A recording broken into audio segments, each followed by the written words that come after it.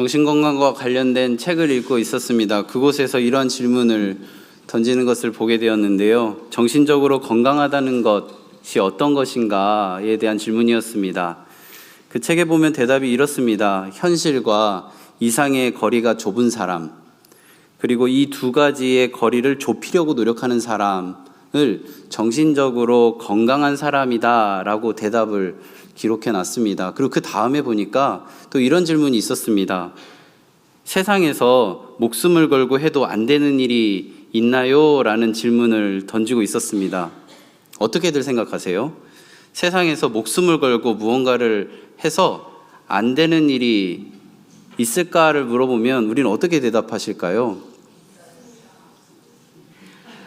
이쪽은 어떻게 생각하세요? 할 수 있어! 뭐 이렇게 얘기하시진 않나요? 이 책에는 이렇게 기록되어 있습니다. 있다. 세상에는 아무리 노력해도 안 되는 일이 있다. 아무리 의지를 가지고 노력을 해도 그것만으로는 안 되는 일이 있다. 구호를 외치며 안 되는 일을 반복해서 하는 것을 이 정신건강의 전문가는 이렇게 이야기합니다. 정말 권장하고 싶지 않다. 이렇게 대답을 합니다. 제가 이 글을 보면서 신앙생활도 그러하다라는 생각을 하게 되었습니다. 신앙생활 건강하게 잘하는 것은 무엇일까요? 라고 묻는다면 성경에 있는 이야기와 나의 삶의 거리가 밀착되면 밀착될수록, 그리고 그 거리를 좁히려고 하면 할수록 신앙이 건강하다라고 표현할 수 있습니다. 그럼 또 우리 아까 정신건강 그 책에서 봤던 두 번째 질문을 해보겠습니다. 성경에 있는 많은 이야기들이 목숨을 걸고 최선을 다해서 노력하면 반드시 이루어질까요? 아닙니다. 하나님을 구하지 않고 찾지도 않고 믿음으로 그 일들을 바라보지 않으면 성경에 있는 수많은 이야기들은 내가 목숨을 걸고 의지와 노력을 쏟아붓는다 할지라도 절대로 이루어지지 않는 이야기입니다. 성경은 우리에게 말합니다. 나더러 주여 주여 하는 자마다 다 천국에 들어갈 것이 아니요 다만 하늘에 계신 내 아버지의 뜻대로 행하는 자라야 들어가리라. 오늘 요한복음 2장에서는 물이 포도주가 되는 그러한 기적을 우리가 함께 보게 됩니다. 이 물이 포도주가 된다라는 것은 무엇을 의미하냐면 어떠한 물이 수증기가 되고 물이 얼음이 되는 이러한 상태의 변화를 이야기하는 것이 아닙니다. 물과 포도주라 바뀐다는 것은 이제 화학기호가 바뀌거든요. 그것은 무엇이냐면 본질적인 변화를 이야기하는 것입니다. 그리고 여기 포도주를 즐겨 하시는 분이 있는지는 잘 모르겠는데 포도주가 숙성의 시간이 필요합니다. 이러한 숙성의 시간까지도 뛰어넘는 변화의 시간을 오늘 우리는 이제 보게 됩니다. 이러한 성경의 이야기가 나와는 너무나도 거리가 먼 이야기로 느껴지시나요? 오늘 이 자리에서 지금 이 이야기들이 나에게도 일어나는 가장 가까운 이야기로 받아들이는 신앙 고백이 우리 안에 있기를 바랍니다. 다른 종교에서 말하는 어떠한 덕을 쌓고 그리고 종교적인 노력을 해서 득도의 경지에 이르는 것을 이야기하는 것이 아니라 벗어날 수 없는 죄인으로서의 우리가 십자가 대속의 은혜로 천국 시민으로 완전히 본질적인 변화를 겪고 있는, 그리고 본질적으로 변화를 시키신 하나님의 그 현장에 지금 우리가 있음을 고백함으로 긍휼이 풍성한 하나님께서 새롭게 하시는 그 은혜가 우리 안에 충만하게 임하기를 바랍니다. 오늘 함께 읽은 본문 요한복음 2장 11절에 보면 표적이라는 단어가 있습니다.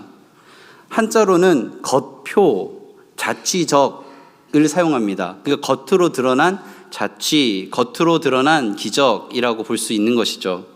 성경에서는 예수님께서 이제 놀라운 일을 행하실 때 그것을 어떻게 표현하냐면 이적이라고 표현하고 또 어떨 때는 기사라고 이렇게 표현하면서 여러 단어들을 사용합니다. 근데 오늘 본문은 표적, 겉으로 드러나는 기적이라는 단어를 선택하였습니다. 오늘 본문을 헬라어로 한번 읽어보니까 예수님께서 이러한 기적적인 일, 인간의 능력으로 도저히 생각되어지지 않는 뛰어난 모습을 보일 때 그것을 기적이라는 단어를 쓰는데 테라스라는 단어를 원래 씁니다. 근데 오늘 성경에서는 테라스라는 단어를 쓰는 것이 아니라 사메이아라는 단어를 썼습니다. 이 요한복음은 이 사건을 단순한 어떠한 기적, 인간이 할 수 없는 초월적인 능력을 보이심으로 설명하려는 것이 아니라 이 예수님의 행하신 이 놀라운 이적 앞에 겉으로 드러난 이 기적을 행하심 안에 담겨 있는 예수님의 마음을 전하려고 하고 있는 것입니다. 그 마음이 우리 안에 있기를 바랍니다. 표적이라는 단어 앞에 어떤 단어가 보이세요? 첫이라는 단어가 보이시나요? 예수님께서 많은 이적들을 행하셨는데 오늘 이 요한복음에서는 첫 번째로 오늘 이 이야기를 표적으로 삼았습니다. 그 말은 무엇이냐면 이 요한복음에는 몇 개의 표적이 기록되어 있다는 것을 암시하고 있는 거거든요. 이 요한복음에는 총 7개의 표적만을 기록하고 있습니다. 예수님께서 정말 많은 이적들을 행하셨는데 그 이적 중에서 7개만을 선정하고 그것을 겉으로 드러나게 해서 예수님의 마음을 우리들에게 전하고 있는 것입니다. 그러면 왜 7개일까? 왜 7개일까를 생각해 볼 수 있습니다. 이 요한복음의 이 숫자들에는 상징적인 의미가 담겨져 있는데요. 이 7에는 완전함을 상징하는 숫자로 여겨집니다. 창세기 1장에서 예수님께서 천지만물을 창조하실 때 모든 것을 창조하시고 안식한 날이 며칠일까요? 7일입니다. 우리 인간은 이 안정적으로 하루하루 살아가는 이 시스템, 이가 시간의 이제 흐름, 순환 이 구조에 가장 안정적이고 완전하게 여겨지는 게 이 7일이거든요. 그러면 하나님을 믿든 안 믿든 모든 사람들은 창조의 섭리의 시간의 흐름 안에 있다라는 것을 알 수 있습니다. 그 7이라는 숫자는 우리가 느끼는 안정적임 그리고 완전함을 의미합니다. 또 다른 의미로요, 이 7이라는 숫자가 완전함을 상징하는 숫자가 될 수 있는 이유는 그 상징되는 숫자 중에 3이 있는데요. 3은 성부, 성자, 성령 하나님을 의미합니다. 그러니까 3을 나타내면 하나님을 의미하는 것이죠. 그리고 4는 무엇을 의미하냐면 세상의 완전함을 의미합니다. 그럼 3 더하기 4는 무엇일까요? 7입니다. 하나님과 세상의 완전함이 결합되었을 때 그 7, 완전함을 의미하는 것이죠. 그러니까 이 요한복음에서는 이 완전한 수 7이라는 숫자를 사용하여 표적 7개를 선정하였고 이 표적 7개를 마음에 담는다면 기록한 목적, 요한복음을 기록한 목적을 선명하게 알 수 있다는 것을 우리들에게 알려주고 있는 것입니다. 우리 지금 함께 이렇게 나누었던 이야기를 성경 안에서 정리된 구절이 있는데요. 우리 같이 찾아서 읽어보도록 하겠습니다. 요한복음 20장 30절 말씀입니다. 신약성경 184면에 있습니다. 요한복음 20장 30절 말씀 우리 함께 찾아서 읽어보겠습니다. 184면에 있습니다. 네, 우리 함께 읽어보겠습니다.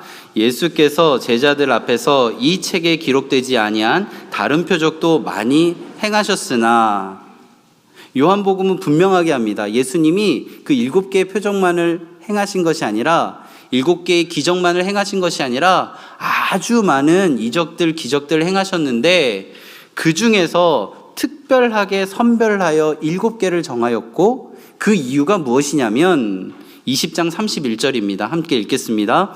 오직 이것을 기록함은 너희로 예수께서 하나님의 아들 그리스도이심을 믿게 하려 함이요 또 너희로 믿고 그 이름을 힘입어 생명을 얻게 하려 함이라. 예수님이 정말 많은 표적, 이적, 기사를 행하셨는데 그 중에서 7개만을 선정하신 이유는 이 7개를 마음에 잘 담으면 예수님이 하나님의 아들이심을 믿게 되고 그 이름을 힘입어 생명을 얻게 된다라는 것을 우리들에게 알려주고 있습니다. 그럼 우리가 7개 표적을 잘 읽고 마음에 담으면 우리들의 마음에 어떤 마음이 들까요? 예수님이 하나님의 아들이심을 믿게 되겠죠. 그리고 그 이름을 힘입어 생명을 얻게 됩니다. 예수님을 모르는 이들, 하나님의 복음 안에 없는 이들이 이 요한복음에 있는 7개의 표적의 이야기를 잘 읽고 마음에 담으면 어떤 일이 일어날까요? 예수님을 믿고 그 이름을 힘입어 생명의 길을 걸어가는 복음을 아는 자답게 살아갈 수 있게 되는 겁니다. 그럼 우리는 어떨까요? 우리는 예수님을 알고 믿고 그 생명의 길을 걸어가고 있잖아요.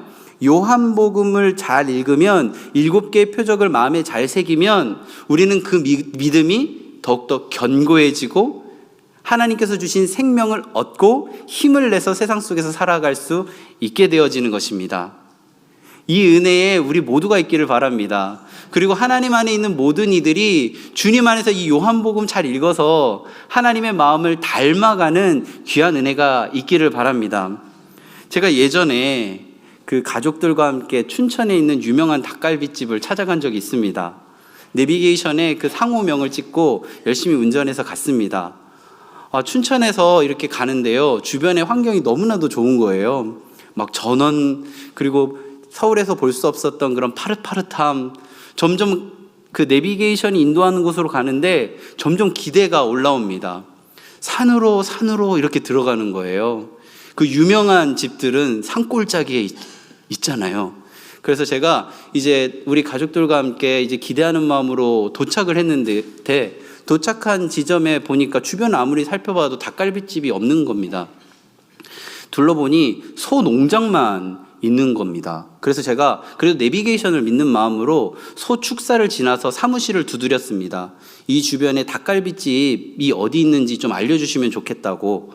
그 주인이 뭐라고 했냐면, 이 동네에는 닭갈비집은 없습니다. 소밖에 없습니다. 이렇게 저에게 얘기를 하는 것입니다.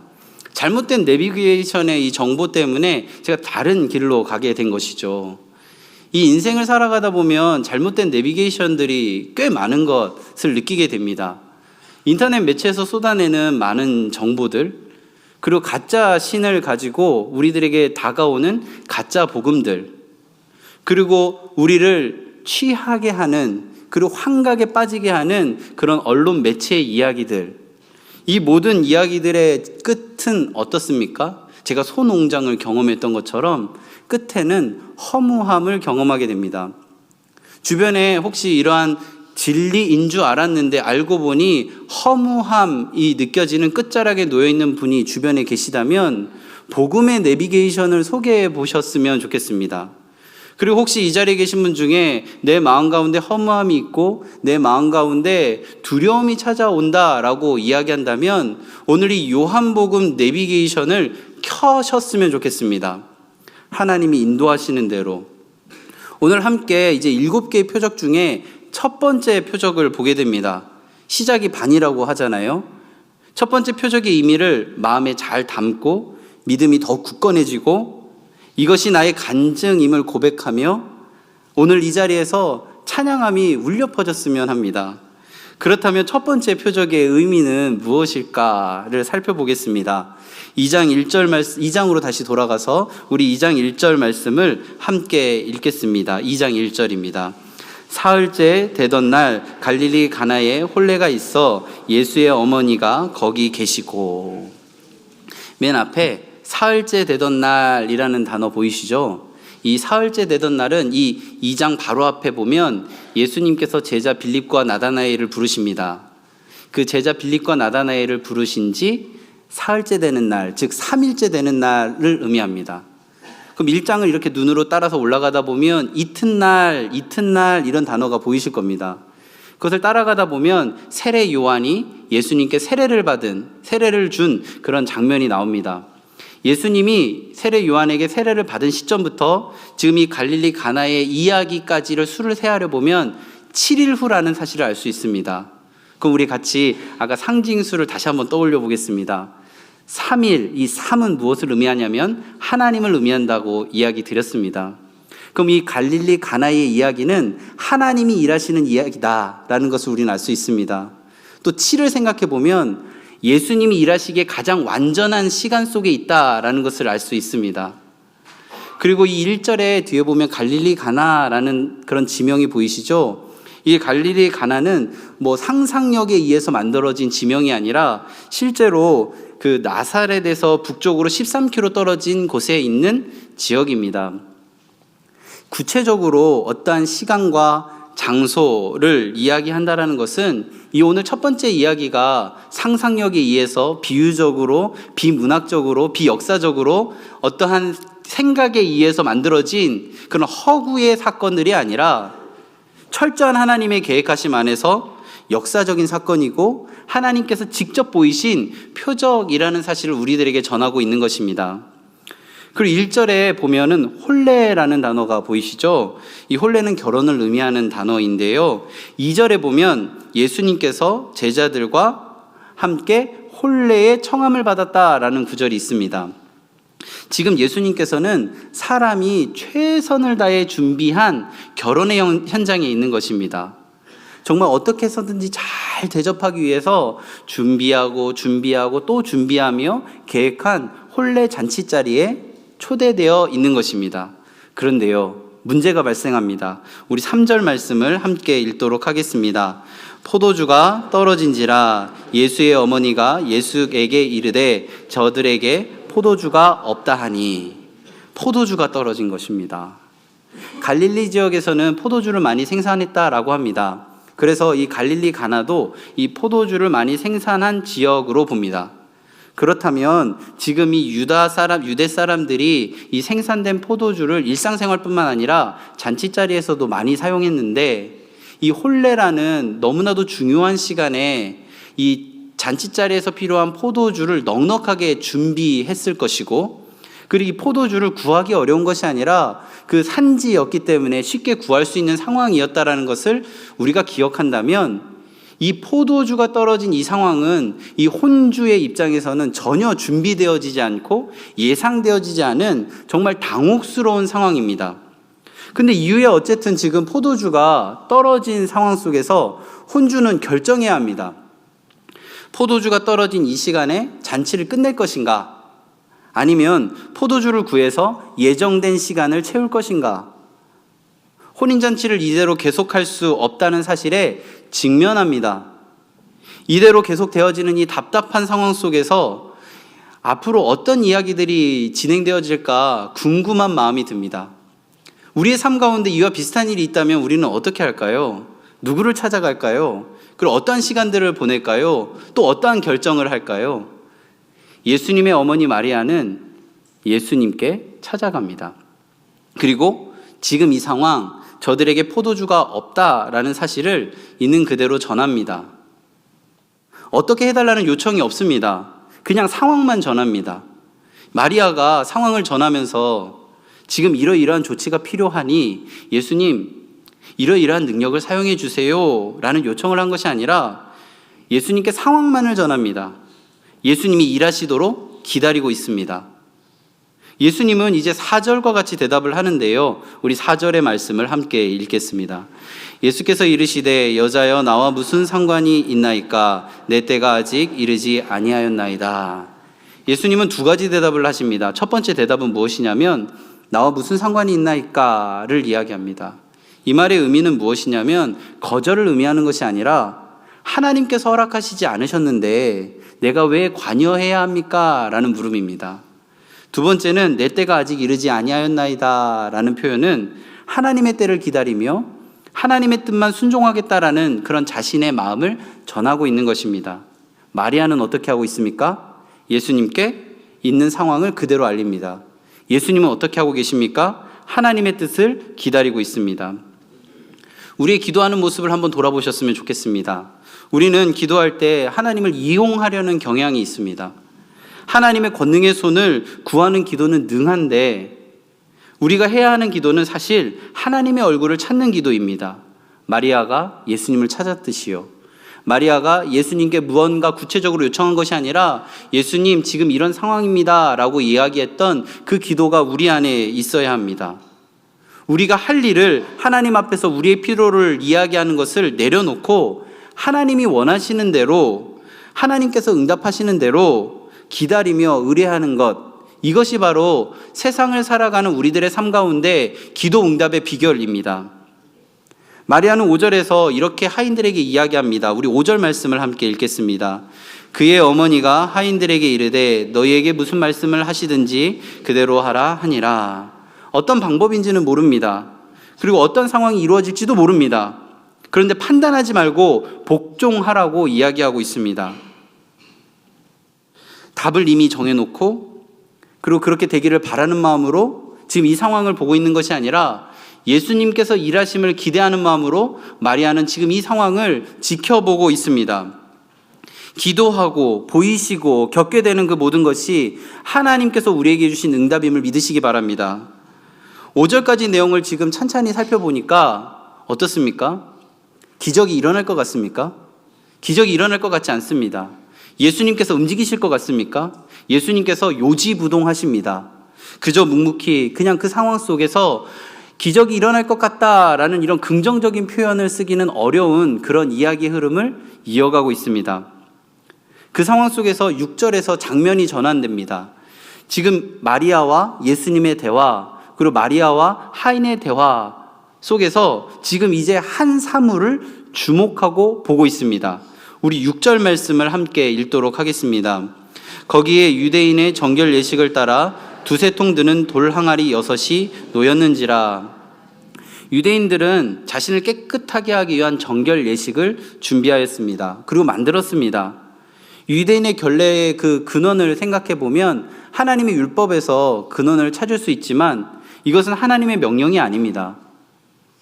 그런데 하나님의 명령이 아님에도 불구하고 어쩌면 불필요한 예식일 수도 있는데 지금 이 유대인들은 이 정결 예식을 지키기 위하여 맹목적으로 그 모든 것들을 행해 나갑니다.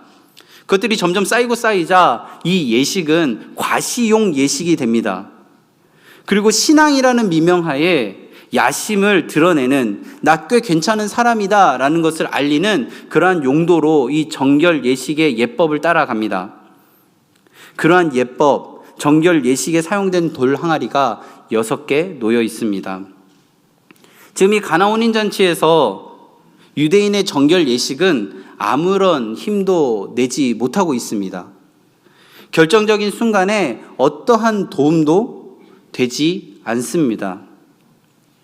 스스로 깨끗하게 하고 꽤 괜찮은 신앙인임을 과시하기 위한 돌 항아리 6개에 담겨있는 물은 문제의 해결함에 있어서 아무런 소용이 없습니다. 7절에서 예수님께서는 아무런 힘을 내지 못하는 돌 항아리에 물을 채우라라고 말씀하십니다. 하인들은 아귀까지 채웠다라고 성경은 기록하고 있습니다. 아귀까지 채웠다라는 의미는 무엇이냐면 지금 물 외에 어떠한 첨가물도 들어가지 않았다라는 것을 알려주고 있습니다.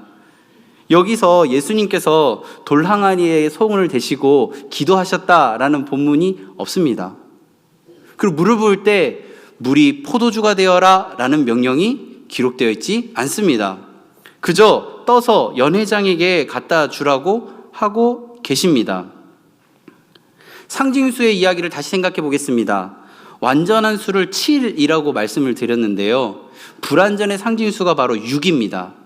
오늘 우리 6절에 보면 어떤 것이 6개가 있냐면 정결 예식에 사용되는 돌 항아리가 6개 있었다라는 것을 우리들에게 알려주고 있습니다. 그 말은 무엇이냐면 이미 이 정결 예식에 있는 모든 것들은 불완전하다라는 것을 우리들에게 알려주고 있습니다. 그런데요, 이 불완전한 돌 항아리 6개에 예수님의 일하심 1이 더해지자 어떻게 되었냐면 연회장이 이렇게 이야기합니다. 지금까지 맛보지 못한 포도주를 내가 맛보았다. 왜 이렇게 좋은 것을 지금이야 내놓느냐라고 이야기합니다. 불완전한 돌 항아리 6개에 예수님의 일하심 1을 더해보겠습니다. 6 더하기 1은 7, 완전함이 되는 것이죠. 세상에서 맛보지 못한 최고의 포도주를 예수님께서 만들어 가시는 장면을 우리는 보고 있습니다. 그렇다면 우리의 불완전함이 있습니다. 우리들의 불완전함을 6이라고 표현해 보겠습니다. 그러면 예수님이 우리와 함께 하심 1을 더해 보겠습니다. 우리들의 불완전함 있는 그대로 예수님께 아뢰면 예수님께서 그 삶 가운데 함께 하시는 순간 6 더하기 1은 7이 되어지는 것입니다. 하나님의 뜻하심 안에서 완전함이 되어지는 그런 과정을 우리들에게 보여주고 있는 것입니다. 저는 이 가나 혼인잔치의 이야기를 읽을 때마다 궁금한 게 한 가지가 있었습니다. 도대체 물은 포도주로 어느 시점에 바뀌었을까? 하인이 물을 가득 채울 때 바뀌었을까? 그럼 이 가득 채울 때의 물의 각도는 어떻게 됐을까? 물을 떨어뜨리는 속도는 어떻게 됐을까? 물은 도대체 어디서 떠왔을까? 이러한 방법들을 계속 생각했습니다. 근데 성경은 물이 포도주가 어떠한 과정으로 변했다라는 사실을 기록하고 있지 않습니다. 우리들에게 알려주는 것은 이 일을 예수님께서 하셨다라는 그 한 가지 사실만을 전하고 있는 것입니다. 사람들은 방법을 궁금해합니다. 그런데 하나님 믿는 자들은 그 방법을 주목하는 것이 아니라 예수님이 일하신만을 주목하면 되는 것입니다. 세상이 만든 그럴싸한 정결 예식에서는 맛볼 수 없는 것을 제공하는 분, 누구나 구할 수 있는 물로 어떠한 첨가물 없이 어느 누구도 바꿀 수 없는 포도주를 만드신 분, 연회장의 말처럼 어쩌면 세상의 처세술에 따르면 가장 좋은 것을 먼저 내놓고 사람들의 감각이 둔하여졌을 때 나중에 나쁜 것을 내놓는 그러한 세상의 보편적인 생각을 뒤집어 엎으신 분, 그분이 바로 하나님의 아들 예수 그리스도임을 오늘 성경은 우리들에게 알려주고 있는 것입니다. 우리가 포도주로 바뀌는 이 이야기 속에서 주목해야 하는 사람이 또 한 명 있습니다. 누구냐면 하인들입니다. 하인들은 포도주가 어떻게 생겼는지, 어떤 과정으로 그 모든 것들이 바뀌었는지, 그리고 그 모든 예수님이 어떻게 일하셨는지 보고 있었습니다. 근데 성경은 이 모든 것을 알고 있는 하인이 예수님을 믿었더라 라는 표현이 없습니다. 하인이 예수님을 믿었는지 안 믿었는지 성경에 기록되어 있지 않기 때문에 판단을 유보하겠습니다. 그런데 중요한 것은 11절 말씀에 보면 표적으로 인해 제자들이 예수를 믿게 되었다라고 기록하고 있습니다. 성경은 우리들에게 알려줍니다. 아는 것이 믿음은 아니다.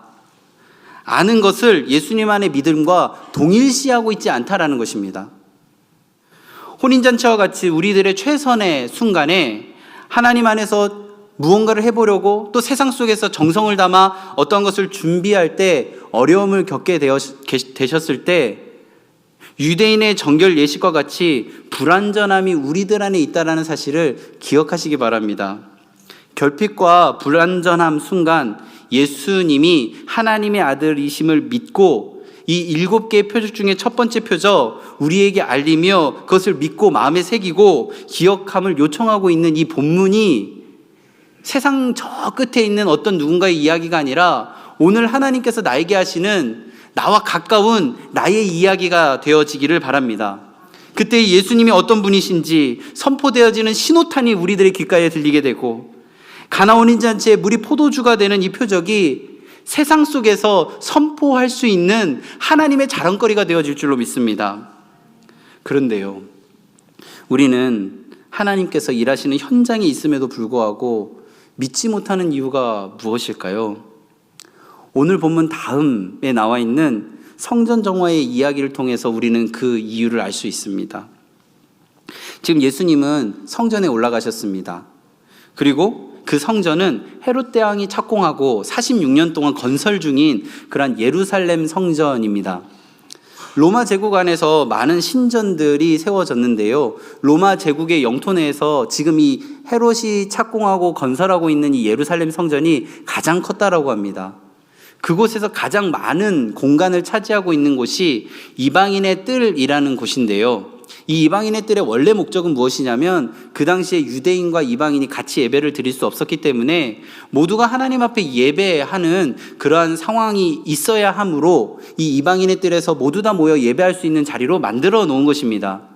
그런데 지금 예수님께서는 장사하는 집으로 만들지 말라는 이야기를 하고 계십니다. 그 말은 무엇이냐면 예배해야 하는 이 뜰에서 장사를 하고 있다라는 것을 알 수 있습니다.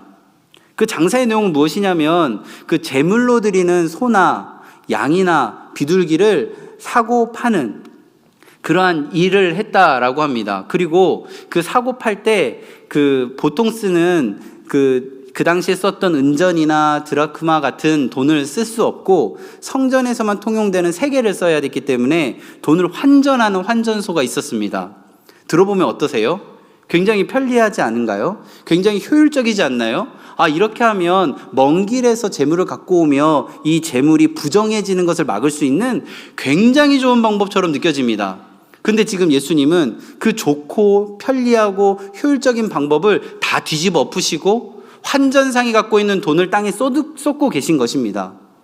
왜 그러셨을까요? 지금 이 가축들은 제사장이 직영하고 있는 농장에서 갖고 온 가축들입니다. 그리고 평소 시세들보다 더 비싼 가격에 팔리고 있는 그러한 가축들입니다. 아까 환전했다고 말씀을 드렸잖아요. 그 환전할 때 그 세겔 데나리온을 세겔로 바꿔야 그 또 물건을 살 수 있는데 그 환전할 때 환차 차익이 굉장히 많았다라고 합니다. 어느 정도냐면요. 예를 들어 시중에서 1데나리온을 1세겔로 바꾸었다면 성전에만 가면 이 1데나리온이 0.5세겔로 바뀌어지는, 그러니까 가축은 이미 비싼 상태로 팔려지고 있었는데 환전하면 더 비싸지는 상황. 무언가 편리하고 효율적이라고 생각하는 그런 순수한 의도로만 바라보기에는 이 안에 욕심과 어느 누군가가 이익을 취하는 모습들이 보여집니다. 예수님은 그것을 보신 것입니다. 모든 이가 하나님 앞에 예배하는 이 예배의 뜰에서 장사하는 곳으로 만드는, 예배를 위해서 사용되어지지 않는 모습을 바라보며 예수님은 미움을 한 몸에 받을지라도 아무도 그것에 대해서 이의를 달지 않고 오히려 그것을 익숙하게 여기는 상황 속에서 앞으로 어떤 공경을 받을 수 있는 것이 느껴지는, 예상되어지는 그런 지점이라 할지라도 예수님은 예배가 방해되는 것 무엇이든지 상을 엎으시고 쫓아내시고 쏟아버리셨습니다. 예수님께서는 인간의 이해, 타산의 이해 움직이시는 분이 아니라 지금 하나님의 마음이 어디에 있는가, 그리고 하나님의 마음은 어떻게 그것을 바라보고 계시는가, 그리고 우리는 하나님을 어떻게 생각하고 있는가에만 주목하고 계신 것입니다. 예수님은 그리스도이심을 믿게 하기 위하여 우리들에게 표적을 보이십니다. 그리고 그 표적을 우리들의 마음에 새기지 못하는 이유를 생각해 보면 우리들의 성전을 정화하신 예수님의 모습을 통하여 우리는 찾아볼 수 있습니다. 예배해야 하는 뜰에서 예배가 아닌 어떤 무언가를 우선시하는 그 모습, 이익을 위해 장사하고 환전하는 모습이 우리 안에 있지는 않을까를 생각해 봅니다. 예수가 그리스도이심을 믿게 하고 그 이름을 힘입어 생명을 얻게 하시려는 그 복음을 마음에 새기지 못하는 이유는, 그리고 물이 포도주가 되어 그 모습들 가운데 근원적인 변화의 순간을 우리들에게 보이시는 이 표적의 이야기를 마음 가운데 담아내지 못하는 이유, 그리고 돌항아리를 직접 나르고 연회장에게 그것을 전달했던 하인의 모습이 아니라 표적을 통해 나타난 예수님의 영광을 마음에 받아들인 제자들을 예수님을 믿었다라고 성경이 기록하는 이유는 무엇일까요? 우리들의 마음 가운데 예수님이 어떤 분일까를 계속해서 묻고 있는 것입니다. 뿐만 아니라 7개의 표적이 우리들의 마음 가운데 하나하나 다가올 때 4장에 나와 있는 말씀으로만 병을 치유하는 예수님의 표적, 5장에서 38년 된 병자를 치유하는 표적, 6장에서 오병이어의 표적, 그리고 무리를 걸으시는 표적, 9장에서 실로암에서 시각장애인을 눈을 뜨게 하신 표적, 그리고 마지막으로 11장에서 죽은 나사로를 살리신 이 표적을 마음의 의미를 담아 새겨야만 하는 이유는 예수님을 하나님의 아들 그리스도로 믿고 생명을 얻기 위한 소망이 우리 안에 있어야 하기 때문인 것입니다. 이를 위하여 우리는 반드시 성전을 정화해야 합니다. 고린도전서 3장 16절 말씀에서 사도 바울은 우리들에게 이렇게 말합니다. 너희가 하나님의 성전인 것과 하나님의 성령이 너희 안에 계시는 것을 알지 못하느냐. 우리가 깨끗하게 해야 하는 성전은 바로 우리 자신입니다. 우리가 주님이 일하시는 그 상황 속에 주님이 일하실 수 있도록 하나님의 성전인 우리를 정화해야 합니다. 하나님께서 예배하는 그 마음, 하나님께 예배하는 그 마음이 변질되고 훼손되는 부분들이 있다면 아무리 잘 차려진 상이라 할지라도 엎어버리는 담대함이 우리들 안에 있기를 바랍니다. 꽤 그럴싸한 이유로 환전하는 이유가 있다 할지라도 쏟아버리는 결단이 우리들 안에 있어야 하겠습니다. 엎어버리고 쏟아버리지 않으면 오늘 설교의 제목을 우리 함께 읽겠습니다. 함께 읽겠습니다. 그를 믿으니라. 그를 믿으니라. 이 말이 나의 간증이 아니라 남의 간증이 됩니다. 예수님께서 첫 번째 표적을 통해 자신의 능력이 아닌 하나님의 때에 하나님의 허락하심 안에서 일하시는 것을 우리들에게 보이셨습니다. 어떠한 상태의 변화가 아니라 본질적인 변화를 이끌어 가시는, 이전과는 비교할 수 없는 상태의 변화를 보여주시는, 그것을 주도하시는 표적을 통해 예수님이 누구신가를 분명하게 나타내셨습니다.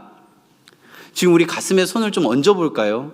그리고 이렇게 물었으면 좋겠습니다. 예수님은 나에게 누구신가? 예수님은 나에게 누구신가? 이 물음에 반드시 답을 하셨으면 좋겠습니다. 그리고 우리 이렇게 기도합시다. 완전한 예수님의 일하심을 믿지 못하는 부분이 조금이라도 있다면 예수님이 상을 엎으시고 돈을 쏟으시는 심정으로 예수님의 보혈을 내 안에 부어주소서. 내 안에 부어주소서. 우리가 정화되어질 때 하나님께서 일하실 줄로 믿습니다. 우리 요한복음 2장 11절 말씀을 함께 다시 한번 읽도록 하겠습니다. 예수께서 이 표적을 갈릴리 가나에서 행하여 그의 영광을 나타내심에 제자들이 그를 믿으니라. 이 은혜가 우리들 안에 있기를 바랍니다. 이 은혜가 예배의 자리에 있는 모든 성도님들의 삶에 충만하게 임하기를 간절히 바라고 축원합니다. 우리 나눈 말씀을 기억하며 함께 기도하겠습니다. 첫 번째 기도 제목입니다. 예수님께서 보이신 표적이 내 삶에서 드러나서 예수 그리스도의 영광을 나타내심으로 마음으로 믿고 생명을 얻게 하옵소서. 함께 기도하겠습니다. 하나님께서 허락하신 하루를 오늘도 살아갑니다.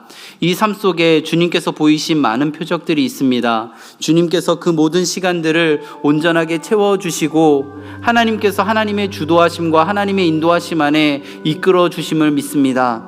저희들 때로는 흔들리고 넘어질 수밖에 없는 연약함과 불완전함이 있습니다. 그 불완전함과 연약함 위에 예수님이 함께 하신다면 그 불완전함이 완전함이 되고 연약함이 강건함이 되어질 줄로 믿습니다.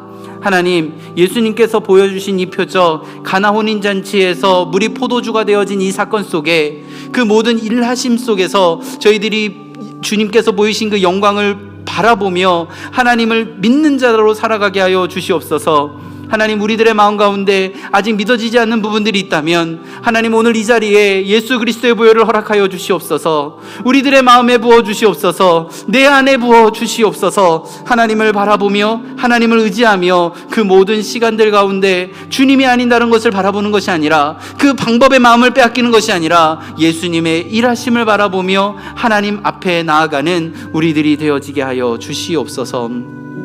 우리 두 번째 기도 제목으로 나아가겠습니다. 담임 목사님께서 수련회 참석차 출타 중입니다.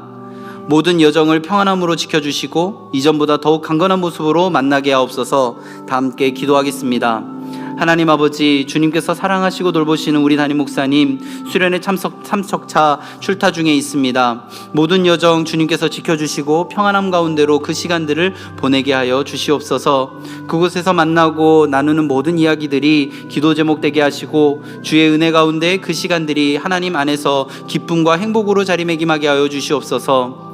우리가 다시 만났을 때에 이전보다 더 강건한 모습으로 만나게 하시고 우리 수서교회가 더욱더 건강하고 행복한 교회가 되어져 가는 데에 우리 목사님을 사용하여 주시옵소서.